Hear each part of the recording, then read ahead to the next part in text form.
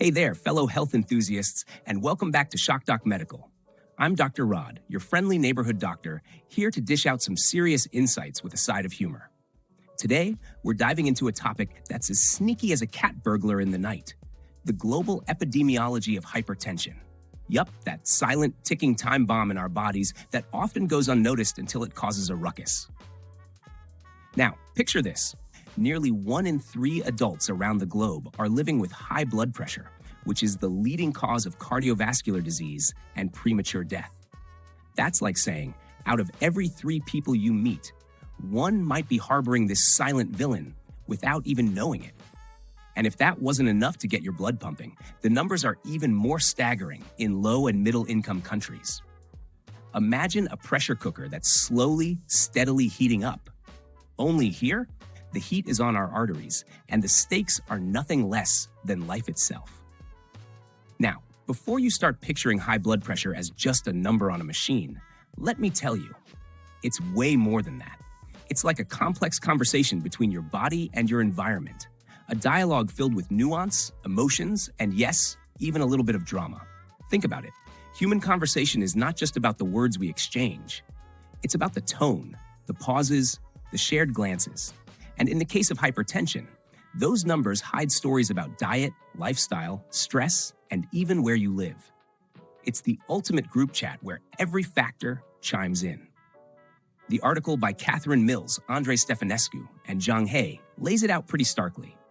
In 2010, an estimated 1.39 billion adults had hypertension worldwide, over 1 billion of them in low and middle income countries. It's like the global map of high blood pressure is drawn with bold strokes in some areas and almost whispered in others. Regions like South Asia and Sub-Saharan Africa are showing higher mean blood pressures, while high-income regions have managed to dial it down just a bit. But don't let that lull you into a false sense of security. This condition is a master of disguise. You might be wondering, Dr. Rod, how does this sneaky condition even spread its wings? Well, the risk factors are like ingredients in a really bad recipe: high sodium intake, low potassium, obesity, and a lifestyle that's more couch potato than fitness fanatic. It's like our modern lifestyle is a perfect storm, mixing together to make hypertension a global heavyweight champion of cardiovascular disease. And here's the kicker. The tools we have, like antihypertensive medications and lifestyle changes, are available, yet the awareness, treatment, and control rates remain as elusive as a mirage in a desert. As a doctor, it gets under my skin to see these numbers. When you realize that millions of people could be managing their blood pressure better if only we cracked the code on awareness and proper intervention. Just like in a deep, meaningful conversation where body language and tone matter, our healthcare systems need to pick up on the subtle cues, accurate measurements, proper follow-ups, and education that reaches every corner of the globe. And trust me, folks, it's not just about slapping on a pill. It's about changing the narrative from reactive to proactive. Imagine if our bodies were as upfront as your best friend on a bad hair day. Hey, doc, I'm feeling a little too tight today.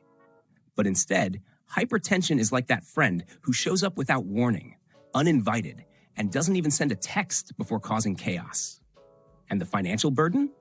Oh boy, it's like the runaway shopping spree of the healthcare world, costing billions and stretching our resources thinner than a slice of deli meat at midnight.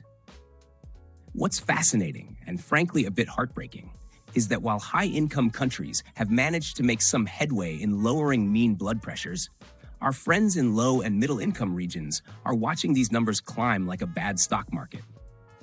This disparity underscores a critical point. Health isn't just about biology, it's about society, culture, and the systems that support us. And if our conversation about blood pressure were a dinner party, it would be a mix of diverse voices, from regional dietary habits to urban lifestyles, each adding their own spice to the dish. So what do we take away from all of this? Hypertension is more than a clinical diagnosis. It's a complex global conversation. And like any good conversation, it needs active listening, empathy, and a willingness to change the subject when necessary.